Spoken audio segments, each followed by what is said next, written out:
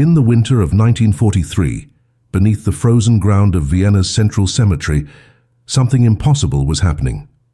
While Nazi patrols marched through the streets above, while the Gestapo dragged families from their homes in the dead of night, while the trains to Auschwitz departed on schedule every single week, there was a tomb that should have been empty, but wasn't. Inside the marble walls of a forgotten Habsburg-era mausoleum, between the ornate coffins of Austrian nobility, who had been dead for decades, a Jewish family of 5 was living, breathing, surviving. They had no sunlight, no proper food, no bathroom, and absolutely no margin for error. One cough during a funeral procession, one misplaced footstep echoing through the stone corridors, one moment of carelessness, and they would all be discovered and executed on the spot. This was not a bunker built by resistance fighters. This was not a hidden basement with a false wall. This was an actual tomb, filled with the bones of the dead, and the only thing standing between this family and the gas chambers was a 62-year-old gravedigger named Rudi Friemel, who had decided that his shovel would save lives instead of just burying them. Rudi was nobody special before the war. He wasn't a politician, wasn't a soldier, wasn't even particularly religious. He was a working-class man with calloused hands and a bad knee, who had spent 30 years digging graves in Vienna's largest cemetery, a sprawling city of the dead that covered more than 2.5 square kilometers. He knew every path, every crypt, every forgotten corner of that massive necropolis better than he knew his own neighborhood. He had buried thousands of people, from paupers in unmarked graves to aristocrats in monuments that cost more than most Austrians earned in a lifetime. The Central Cemetery was his world, and in 1938, when the Nazis marched into Austria and the nightmare began, Rudi watched that world transform. Suddenly, Jewish families were forbidden from being buried in certain sections. Suddenly, SS officers attended funerals to make sure no one said the wrong thing. Suddenly, the cemetery wasn't just a place of rest, it became a place of surveillance, a place where even grief was monitored and controlled. But Rudi noticed something the Nazis didn't. He noticed that while they paid attention to the grand funerals, the public ceremonies, the visible parts of the cemetery, they completely ignored the old section. The tombs built in the 1800s, the crumbling mausoleums of forgotten noble families, the crypts that hadn't been opened in 50 years, those were invisible to them. To the Nazis, these structures were just historical decoration, remnants of an empire that no longer existed. To Rudi, they were opportunity. He had the keys, he had the access. He had the knowledge of which tombs were truly abandoned, which families had died out completely, which structures could be entered without anyone noticing. And in the fall of 1942, when his childhood friend Samuel Weinberg appeared at his door in the middle of the night, with his wife, his mother, and his 2 young daughters, begging for help because the deportation notices had arrived, Rudi didn't hesitate. He didn't give them false papers. He didn't try to smuggle them across the border. He took them to the one place in Vienna where the living and the dead existed in the same space, and where, if you were very careful and very quiet, you could hide in plain sight. The tomb he chose belonged to the von Hoffmann family, minor Austrian nobles who had died out in 1908. It was located in the old aristocratic quarter of the cemetery, surrounded by dozens of similar structures, all slowly being reclaimed by ivy and weather. The entrance was a heavy bronze door that most people assumed was permanently sealed. Inside there was a main chamber with 6 marble sarcophagi arranged along the walls, and behind a false panel that Rudi had discovered years earlier during a repair job, there was a secondary room, originally designed as a preparation chamber for bodies. It was roughly 4 meters by 3 meters, with a vaulted stone ceiling and absolutely no windows. It was cold, it was damp, it smelled of earth and decay, and it became home. Rudi brought them blankets stolen from funeral supplies. He brought them water in the middle of the night when the cemetery was closed. He brought them food he claimed was for himself, rationing his own meals to stretch what he could provide. And every single day he went to work as normal, digging graves, attending funerals, nodding politely to Nazi officials who never suspected that the quiet old man with the shovel was hiding 5 people right under their feet. The risk was absolute. If a colleague decided to explore the old tombs, if someone heard a sound from inside the crypt, If Rudi was followed during one of his late-night supply runs, everyone would die. The Weinbergs would be shot immediately, and Rudi would be hanged as a traitor to the Reich. There was no escape plan, no backup, no safety net. The cemetery was surrounded by a wall, patrolled at night, and filled with people during the day. The family couldn't leave, couldn't make noise, couldn't even light a candle after dark, because the flicker might be seen through cracks in the old stone. They lived in complete darkness for most of each day, whispering when they had to speak, freezing in the winter because any fire would create smoke, rationing water because Rudi could only bring so much without arousing suspicion. The two daughters, 10 and 7 years old when they entered the tomb, learned to walk without making sound, learned to control their coughs, learned to exist like ghosts among the actual dead. And this went on for 946 days, over 2.5 years. While the war raged across Europe, while Vienna was bombed by Allied forces, while the Holocaust consumed 6 million lives, the Weinberg family survived in a tomb, and Rudi Friemel kept digging graves by day and risking his life by night. The world above them changed completely. The Nazis who had seemed invincible began to lose. The Red Army pushed closer to Austria. The end of the war became visible on the horizon, but inside that tomb time stood still, measured only by the sound of Rudi's quiet footsteps and the whispered prayers of a family that refused to give up. This is their story. This is the story of the Gravedigger who proved that even in the darkest moment in human history, in a city consumed by hatred, surrounded by death, one ordinary man with a shovel could choose life. Vienna, in 1942, was a city transformed beyond recognition. After the Anschluss, when Nazi Germany annexed Austria in 1938, the city that had once been the cultural heart of Europe became a hunting ground. Jewish families who had lived in Vienna for generations, who had built businesses, contributed to arts and sciences, raised their children in apartments overlooking the Danube, suddenly found themselves marked for extermination. The yellow stars appeared on coats. The businesses were seized. The synagogues burned. And then came the deportations. Every week, lists were posted. Every week, families received notices ordering them to report to assembly points, with one suitcase per person. Everyone knew what those trains meant. Everyone knew about the camps in Poland. The official story was resettlement, but the whispers told the truth. Once you boarded those trains, you disappeared. No letters came back. No one returned. The Weinberg family had watched their world collapse piece by piece. Samuel had owned a small bookshop near the university district, a cramped store filled with literature and philosophy that attracted students and professors.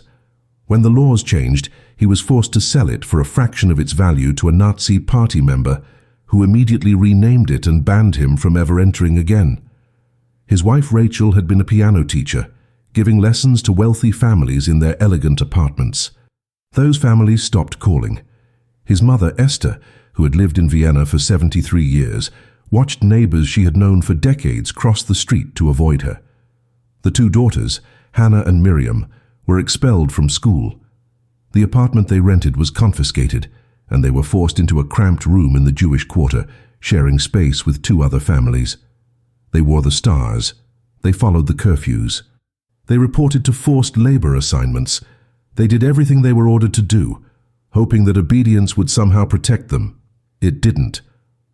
When the deportation notice arrived in October of 1942, Samuel knew they had run out of time.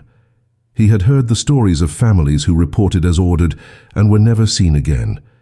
He had heard about the camps, about the gas chambers disguised as showers, about the mass graves. He couldn't let that happen to his daughters. He couldn't let his wife and mother disappear into that darkness. But options were almost non-existent. Fleeing Austria required papers they didn't have, money they couldn't access, and connections to smugglers who might just turn them in for a reward. Hiding in the city meant trusting someone completely, and trust had become the rarest commodity in Vienna. Most Austrians were either true believers in the Nazi cause or too terrified to help. Harboring Jews carried an automatic death sentence, not just for the helper, but often for their entire family. People who might have been sympathetic simply couldn't risk it. That's when Samuel remembered Rudi. They had grown up on the same street in the working-class district of Favoriten, back before the world went insane. They had played together as boys, attended the same schools, gotten into the same trouble. Rudi wasn't Jewish, but he had never cared about such things. He had even attended Samuel's wedding, back when mixed gatherings were still allowed. They had lost touch over the years, the way people do, but Samuel knew Rudi still worked at the Central Cemetery. It was a desperate idea, born of desperation. He didn't know if Rudi would help. He didn't know if Rudi was even the same person he remembered. The Nazis had changed people, turned neighbors into informants, friends into enemies. But with 72 hours until the deportation date, Samuel had no other options. On a freezing October night, he gathered his family and walked across the city to Rudi's small apartment. Rudi opened the door and saw 5 faces staring at him, wearing yellow stars, carrying nothing but a single bag. Samuel didn't have to explain. Rudi understood immediately what was being asked of him. He could have closed the door. He could have said no. He could have protected himself and his own family by turning them away or worse, turning them in. Instead, he looked at his childhood friend, looked at the 2 terrified little girls clutching their mother's hands, and made a decision that would define the rest of his life. He pulled them inside, closed the door, and said 4 words that changed everything. He told them he had a place no one would ever think to look, a place where the living could hide among the dead. He told them about the tomb. The Central Cemetery of Vienna was not just large, it was a world unto itself. Opened in 1874, it sprawled across 2.5 square kilometers of land on the outskirts of the city, designed to be the final resting place for everyone from emperors to beggars. The main avenue stretched for over 2 kilometers, lined with towering monuments and elaborate chapels. There were sections for Catholics, Protestants, Jews, even Muslims. There were areas reserved for artists, musicians, politicians, and soldiers. Famous composers like Beethoven, Brahms, and Schubert were buried there. Presidents and nobility rested in massive family crypts that looked more like small palaces than graves. But beyond the grand public sections, beyond the carefully maintained paths where tourists came to pay respects to the famous dead, there was the old quarter, the forgotten zone. Hundreds of 19th century tombs built by families whose names no longer meant anything, whose bloodlines had ended, whose monuments slowly crumbled beneath layers of moss and ivy. Rudi had worked in that old quarter for decades. While other gravediggers preferred the newer sections where the work was easier and the structures well maintained, Rudi found peace among the abandoned tombs. He had been assigned to maintain them, to check for structural damage, to prevent complete collapse. Over the years, he had developed an encyclopedic knowledge of which crypts were still visited, which had family members who checked on them, and which had been completely forgotten. The von Hoffmann tomb fell into the last category. The family had been minor nobility, with enough money to build an impressive structure, but not enough influence to be remembered. The last von Hoffmann had died in 1908, a childless widow who ended the family line. For 34 years, no one had entered that tomb. No flowers were ever left. No relatives ever came. The bronze door had oxidized to a dull green. Weeds grew thick around the entrance. To anyone passing by, it looked like just another abandoned monument, slowly returning to the earth. But Rudi knew its secret. Years earlier, while conducting routine maintenance checks, he had discovered that the main burial chamber contained a hidden door behind one of the decorative marble panels. It led to a preparation room, a space where bodies had once been dressed and arranged before being placed in their sarcophagi. The room was empty, except for an old wooden table and some rusted tools. It had a stone ceiling, thick walls, and no windows. When Rudi first found it, he had simply noted it in his records and moved on. Now, that forgotten space became a sanctuary. The night Samuel arrived at his door, Rudi explained the plan. He would take them to the cemetery after closing, when the gates were locked and the grounds were empty, except for the night watchman who rarely patrolled the old quarter. He would hide them in the preparation room. He would bring supplies whenever he could do so safely, and they would have to stay there in complete silence until the war ended. Samuel and Rachel understood what was being asked of them. They would be living in a tomb. Their daughters would grow up surrounded by coffins and bones. They would have no sunlight, no fresh air, no normal life. But the alternative was the trains. The alternative was Auschwitz. The alternative was certain death. They had no choice but to accept. That first night, Rudi led them through the dark streets, avoiding main roads, sticking to alleys and side paths. Rachel carried Miriam, who was only 7 and didn't fully understand what was happening. Samuel held Hannah's hand while supporting his elderly mother, Esther, who struggled to keep pace. They reached the cemetery's service entrance just after midnight. Rudi used his key to unlock the small gate, then locked it behind them. The cemetery at night was a landscape of shadows and silence. Moonlight reflected off marble angels and stone crosses. The wind moved through the trees, creating sounds that seemed almost like whispers. They walked for nearly 20 minutes, moving deeper into the old quarter, until they reached the von Hoffmann tomb. Rudi unlocked the bronze door with an old iron key. It opened with a groan of protesting metal. Inside, the darkness was absolute. Rudi lit a small lantern, and in its flickering light, the family saw their new home for the first time. 6 marble sarcophagi lined the walls, each bearing the carved likeness of the person inside. The air smelled of stone and age. Rudi moved to the back wall and pressed against a decorative panel. It swung inward, revealing the hidden room. It was tiny, barely large enough for 5 people to lie down. The walls were bare stone, the floor was dirt. There was nothing except darkness and cold. Hannah began to cry. Rachel pulled her close. Samuel looked at Rudi and understood the magnitude of what this man was risking. And then they stepped inside, and the panel closed behind them, and the Weinberg family disappeared from the world above. The first week in the tomb nearly broke them. The preparation room had no ventilation, except for tiny gaps in the ancient stonework where the mortar had crumbled away over decades. The air was thick and stale, carrying the smell of damp earth and something else, something older and harder to define, the residue of death that had seeped into the walls over generations. The temperature barely rose above freezing. Rudi had brought wool blankets, but they weren't enough. The family huddled together at night, sharing body heat, trying not to think about the coffins just beyond the hidden door. Sleep came in fragments, interrupted by the sounds of the cemetery at night. Footsteps on gravel paths, the distant cry of owls, the wind rattling through the skeletal trees. Every sound could be a threat. Every footstep could be someone coming to investigate. Hannah and Miriam learned quickly that noise meant danger. When Miriam coughed, Rachel would cover her mouth with both hands, muffling the sound against her chest until the fit passed. Rudi established a routine that would sustain them for the next 2.5 years. He came every night after the cemetery closed, usually between 10 and 11, when the watchman was making his rounds in the newer sections. He would unlock the tomb, tap 3 times on the hidden door to signal it was safe, and slip inside with whatever supplies he had managed to gather. Food was the constant struggle. Ration cards were monitored carefully in wartime Vienna, and Rudi couldn't suddenly start buying enough food for 6 people without raising questions. Instead, he brought scraps. Bread that was going stale, vegetables from his tiny garden, soup he claimed was for himself but split 5 ways. He stole from funeral receptions, pocketing rolls and cheese when no one was watching.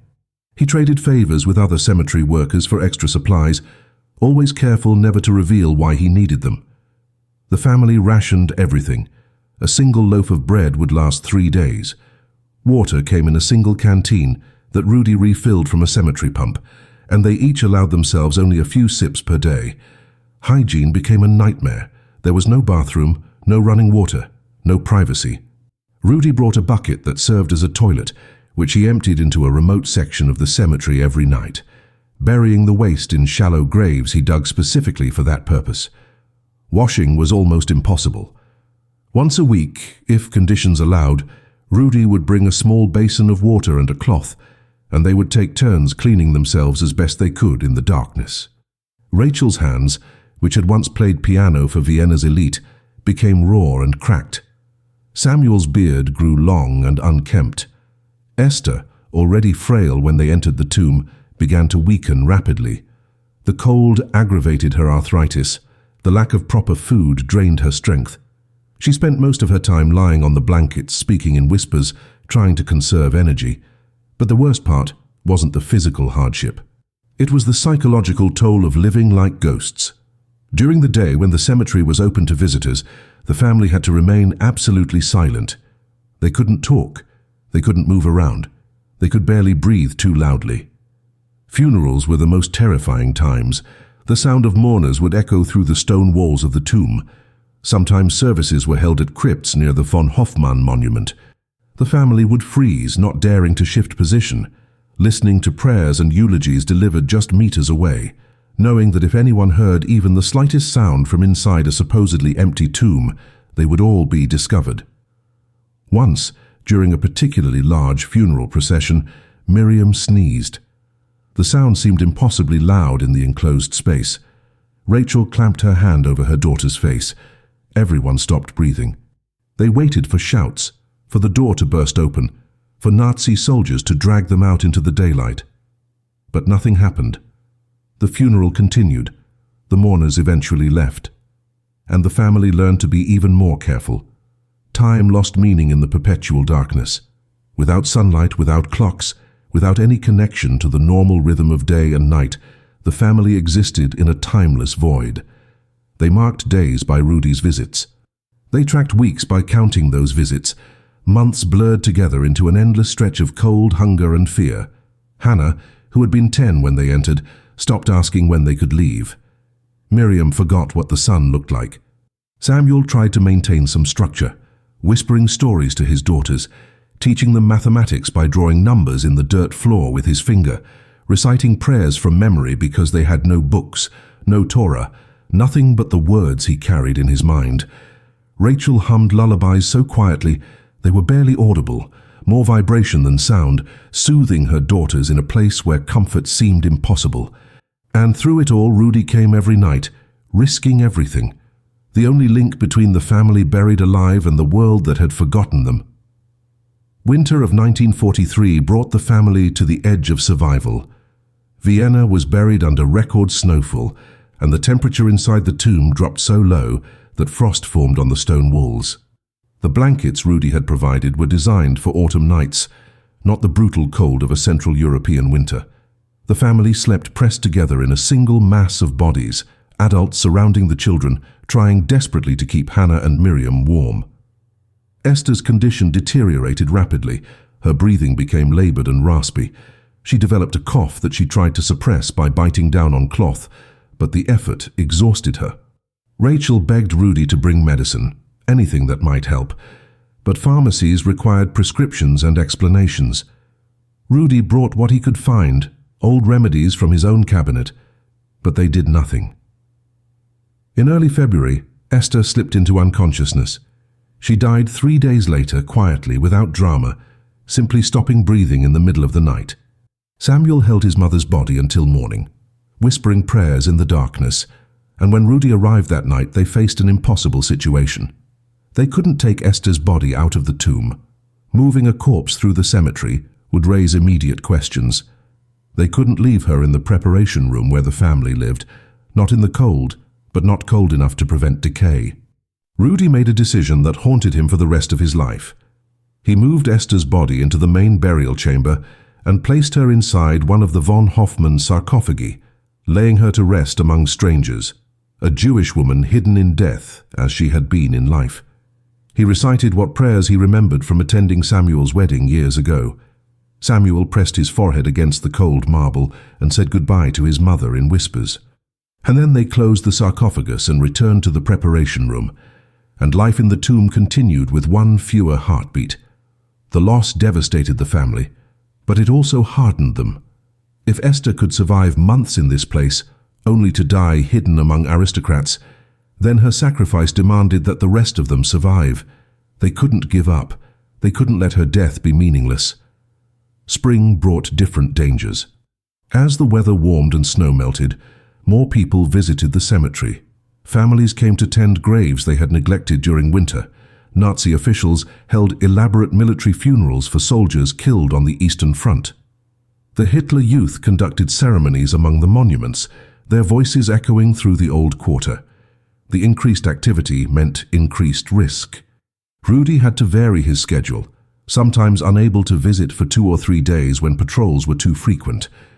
During those gaps, the family rationed whatever food remained, dividing crusts of bread into ever smaller portions, making a single apple last an entire day, split 5 ways then 4 ways after Esther's death. Hunger became a constant companion. Hannah's clothes hung loose on her shrinking frame. Miriam's ribs became visible through her skin. Rachel's hair began to fall out from malnutrition. Samuel developed sores that wouldn't heal, but they endured. Rudi himself was changing under the weight of his secret. He had always been a quiet man, content with his simple life. But the constant stress of maintaining the deception was wearing him down. At work he had to act normal, joking with other gravediggers, nodding respectfully to Nazi officials who attended funerals, all while knowing that he was committing an act that would get him executed if discovered. He started having nightmares, dreams where the tomb door wouldn't open, where he arrived to find the family dead from starvation, where Gestapo officers followed him through the cemetery and discovered everything. He lost weight. His hands developed a tremor. Other workers noticed and asked if he was ill. He blamed it on age, on the long hours, on anything except the truth. The isolation was crushing. He couldn't tell anyone what he was doing. He couldn't share the burden. He carried it alone night after night, walking through the darkness with stolen bread hidden in his coat. But there were also moments of unexpected grace. On Hannah's 11th birthday, Rudi brought a small piece of chocolate he had traded a week's worth of cigarettes to obtain. The family sat in the darkness and passed the chocolate around, each person taking the smallest possible bite, making it last as long as they could. Rachel cried silently as she tasted sweetness for the first time in months. In June, Rudi smuggled in a newspaper and read it aloud by candlelight, sharing news of Allied victories, of the tide turning against Germany, of hope that the war might actually end. Samuel held onto those words like a lifeline. The Allies were winning. The Red Army was pushing west. If they could just survive a little longer, if they could endure just a few more months, they might actually make it. That hope, fragile as it was, became the thing that kept them alive through the endless dark days. By the fall of 1943, the family had been underground for nearly a year. The tomb had become more than just a hiding place. It had become their entire universe. The preparation room's dimensions were burned into their muscle memory. Samuel could navigate it in complete darkness, knowing exactly where each person slept, where the water container sat, where the bucket in the corner waited. The girls had adapted in ways that were both remarkable and heartbreaking. Hannah, now 11, had become almost supernaturally quiet, moving like a shadow, controlling every breath, every movement. She helped her mother care for Miriam, who at 8 years old had spent nearly a quarter of her life underground. Miriam had begun to forget the world above. She couldn't remember what her bedroom had looked like. She couldn't recall the taste of her favorite foods. Sometimes she would ask her father to describe the sun, and Samuel would close his eyes and try to find words for something that seemed increasingly unreal even to him. Rachel fought to maintain their humanity in inhuman conditions. She insisted on routines, on structure, on the small rituals that separated people from animals. Every Friday night, even without candles, even without wine, even without bread that wasn't moldy, she would whisper the Sabbath prayers. She taught her daughters mathematics by scratching equations into the dirt floor with a stone. She recited poetry from memory, long passages from Goethe and Schiller that she had learned in school, back when Jewish children were allowed to attend school. She made them wash their faces every morning with the few drops of water they could spare. She braided Miriam's hair even though no one could see it in the darkness. These small acts of normalcy were acts of resistance, a refusal to let the tomb erase who they were. But the effort exhausted her. There were days when she couldn't get up, when the weight of their situation crushed her completely, and she would lie on the blankets, staring at nothing, while Samuel tried to comfort her with words that sounded hollow, even to his own ears. The cemetery above them was transforming as the war intensified. Allied bombing raids on Vienna began in earnest, targeting factories and rail yards. But bombs didn't discriminate. The family could hear the air raid sirens wailing across the city, hear the distant thunder of explosions, feel the ground shake when bombs fell close enough. During raids, the tomb became a bunker, the thick stone walls providing protection that most Viennese lacked. Ironically, The family hiding from the Nazis was safer during Allied attacks than the Nazis themselves. But each raid brought new fear. What if a bomb hit the cemetery directly? What if the tomb collapsed and buried them alive in a way that even Rudi couldn't fix? What if the von Hoffmann crypt, which had stood for 70 years, finally crumbled under the concussive force of modern warfare? They had no answers, so they simply held each other when the bombs fell and prayed to survive one more night. Rudi's visits became more erratic as Vienna descended into chaos. Food shortages affected everyone. Rations were cut repeatedly. Even with his connections and his willingness to steal, Rudi struggled to provide enough to keep 4 people alive. There were weeks when he brought nothing but watered-down soup and stale bread. The family's weight loss became dangerous. Samuel's ribs protruded sharply. Rachel's face became gaunt, her eyes sunken. Hannah looked like a ghost of the healthy child she had been. Only Miriam received slightly larger portions, her parents and sister quietly giving her extra bites when they thought she wasn't looking, sacrificing their own health to protect the youngest. Rudi tried everything. He cultivated a larger garden, claiming he was feeding relatives who didn't exist. He volunteered for extra shifts at funerals, knowing that memorial services often had food he could steal. He traded his own possessions, his watch, his father's tools, his winter coat, exchanging everything he owned for bread and potatoes that disappeared into the tomb. By early 1944, rumors began filtering through the cemetery workers. Whispered conversations about German defeats on the Eastern Front, talk of Americans landing in Italy, speculation that the war couldn't last much longer. Rudi shared these whispers with Samuel, and for the first time in months, genuine hope flickered in the darkness. If Germany was losing, if the Reich was collapsing, then maybe survival was actually possible. Maybe enduring 19 months in a tomb wouldn't be for nothing. But hope was dangerous. Hope made you think about the future, and thinking about the future made the present harder to bear. Samuel tried to stay focused on just getting through each day, on keeping his daughters alive, on making sure Rachel didn't completely break under the psychological torture of their confinement.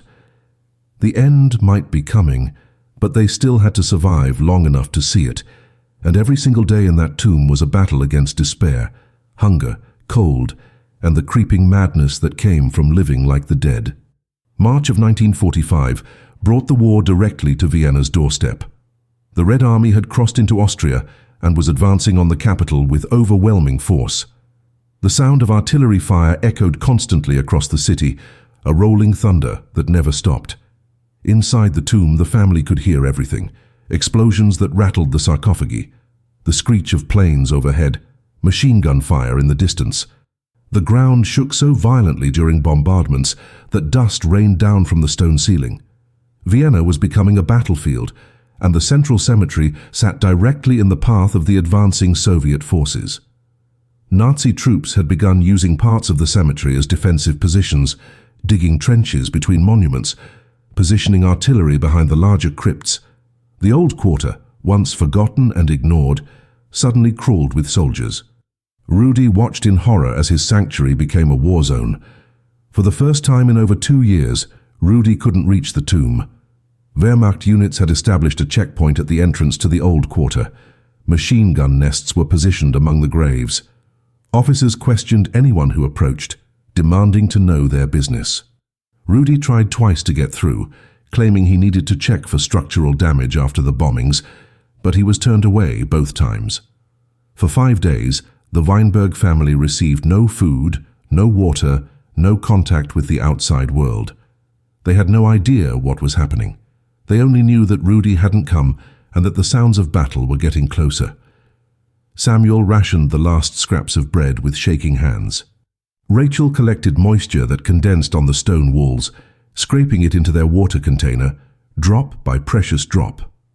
The girls stopped asking when Rudi would return. They all understood that something had gone catastrophically wrong. On the 6th day, the fighting reached the cemetery itself. Soviet infantry pushed through the northern gates, engaging German defenders in brutal close-quarters combat among the graves. Bullets ricocheted off marble monuments. Grenades exploded between rows of headstones. A tank shell struck a large family crypt 3 rows away from the von Hoffmann tomb, and the entire structure collapsed in a roar of pulverized stone.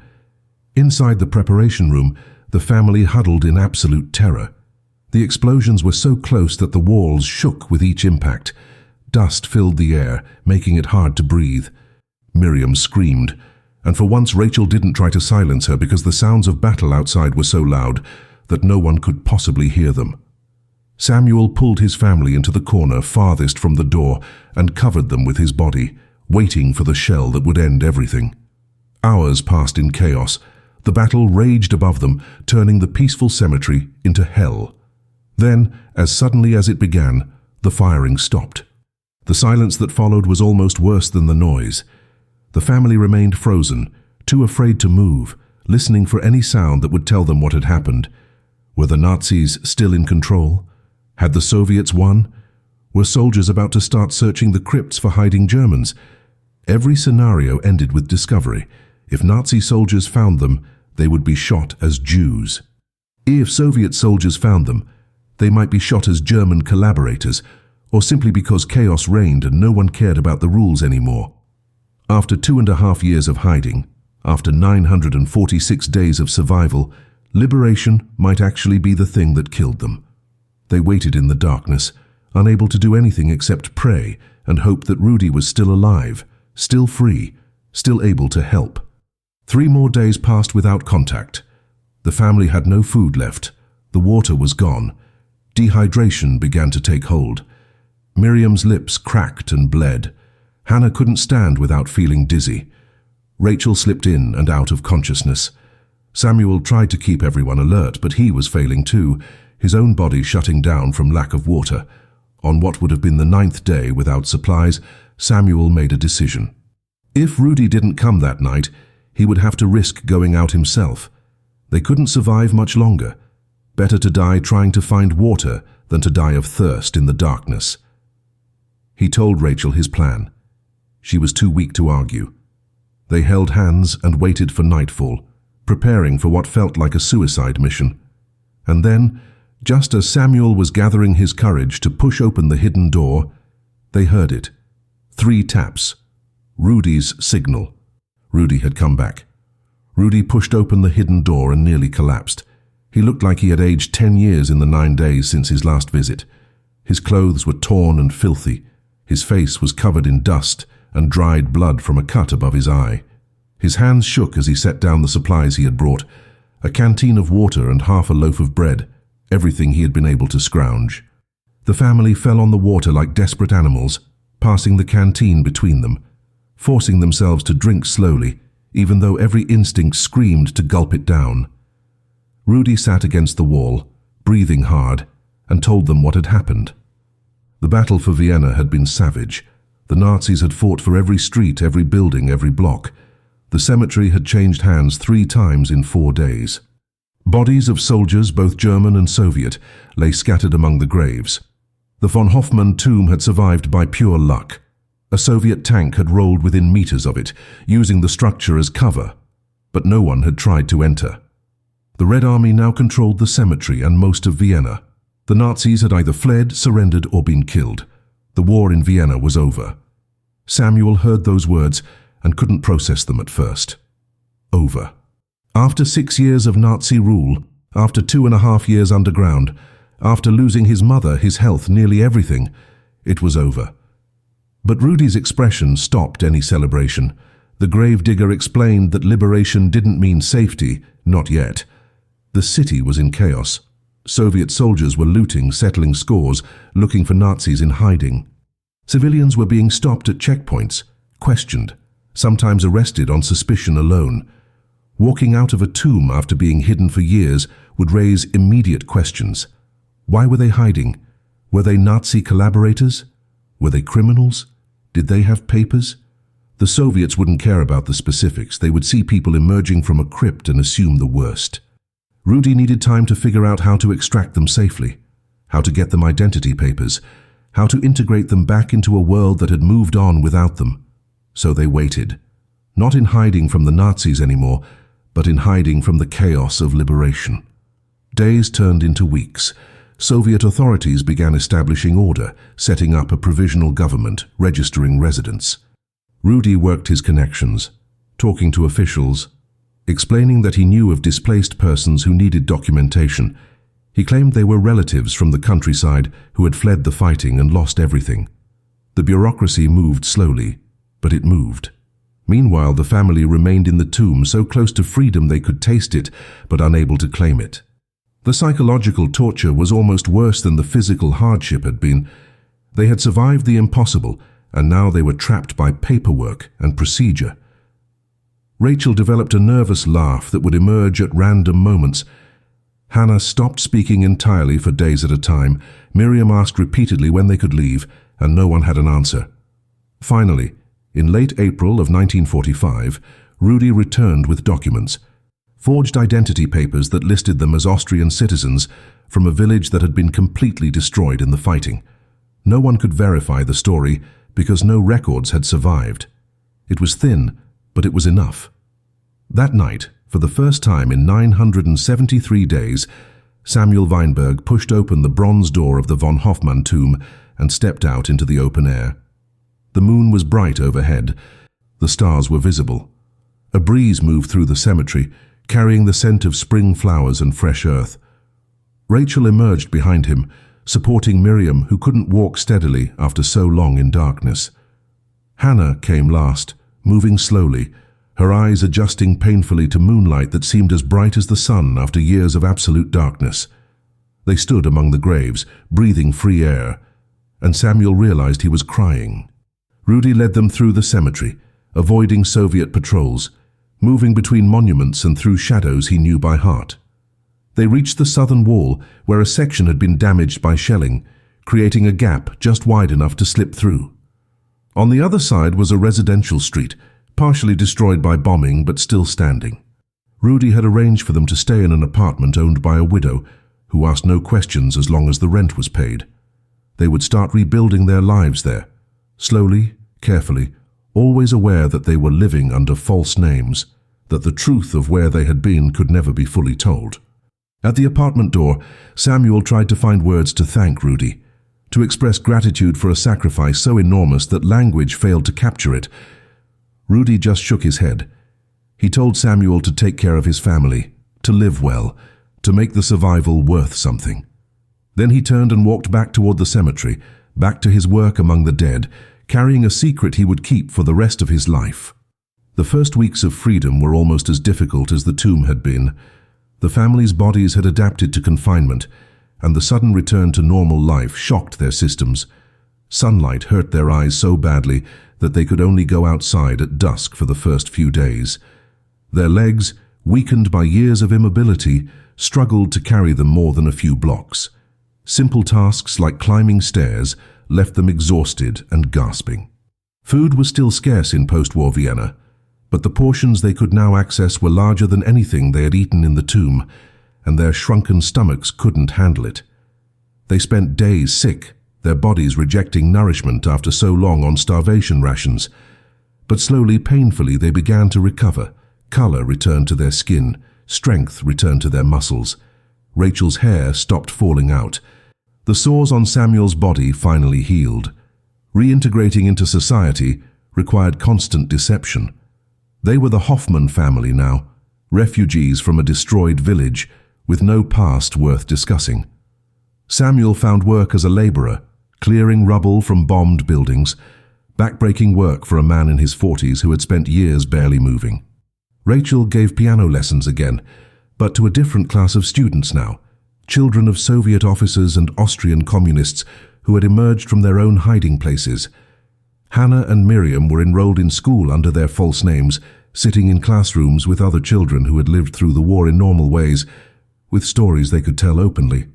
The girls learned to lie about where they had been, inventing a narrative about living with relatives in the countryside, hiding the truth of the tomb so deep that sometimes they almost believed their own fiction. At night, alone in their small apartment, the family would sit together in silence, too traumatized to speak about what they had endured but unable to think about anything else. The psychological scars ran deeper than the physical ones.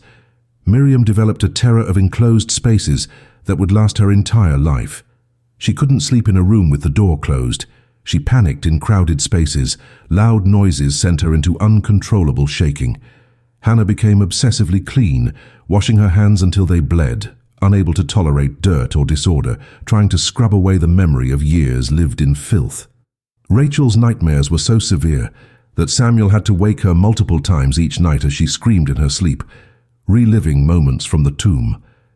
Samuel himself developed a compulsion to hoard food, hiding bread in drawers, stashing supplies in closets, unable to trust that there would be enough tomorrow. They tried to appear normal to neighbors and acquaintances, but behind closed doors, they were four people held together by shared trauma and the fragile fiction of their new identities. Vienna itself was a city of ghosts. The Jewish community had been annihilated. Of the 200,000 Jews who had lived in the city before the war, fewer than 600 had survived in Vienna itself. The synagogues were burned shells. The Jewish quarter was empty.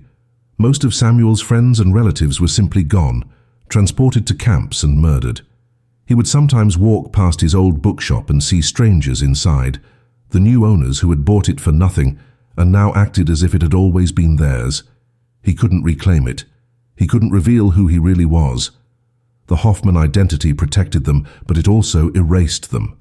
Samuel Weinberg had died in the tomb, at least officially, and the man who walked Vienna's streets now was a ghost wearing someone else's name. Rudi visited occasionally, always carefully, always briefly. He would appear at the apartment with small gifts, extra food, money he claimed was from odd jobs, but which Samuel suspected came from Rudi's own meager savings. They never spoke about the tomb in detail. The risk was still too great. Informants still operated in Vienna. The wrong conversation overheard by the wrong person could unravel everything. But Rudi's presence was a reminder that what they had endured was real, that the 973 days underground had actually happened and weren't just a shared nightmare. In those brief visits, Samuel would see the toll the secret had taken on Rudi. The gravedigger had aged dramatically. His hands shook constantly now. He drank more than he should. The weight of what he had done, the years of deception and risk, had broken something fundamental inside him. He had saved 4 lives, but the cost had been a piece of his own soul. The truth remained buried for decades. Samuel, Rachel, Hannah, and Miriam lived out their lives as the Hoffman family, never publicly revealing what had happened in the Central Cemetery. Samuel died in 1971, taking the secret to his grave, buried ironically in a Jewish cemetery in a section that hadn't existed when he went into hiding. Rachel outlived him by 12 years, passing away in 1983 without ever returning to the von Hoffman tomb. She had told her daughters in her final days that she never wanted to see that place again, that some memories were too heavy to revisit. Rudi died in 1968, alone in his small apartment, his role as a hero unknown to almost everyone. The few people who attended his funeral had no idea that the quiet old gravedigger had risked his life every single night for nearly 3 years to save a family that history had intended to erase.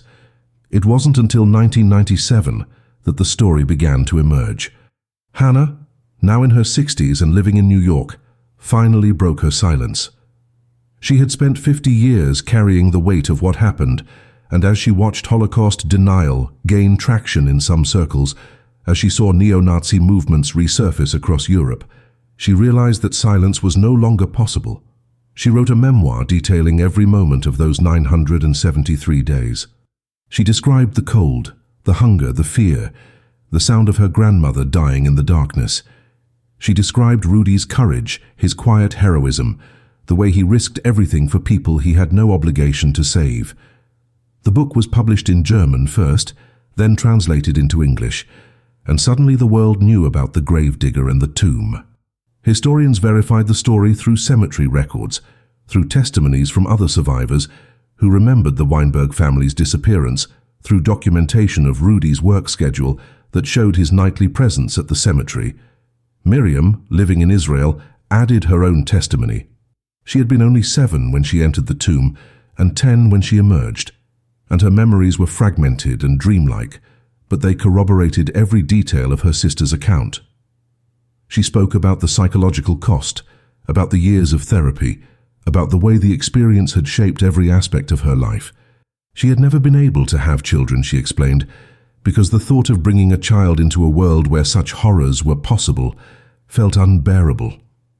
She had dedicated her life to education, teaching about the Holocaust, ensuring that new generations understood not just the statistics, but the individual stories of survival and loss.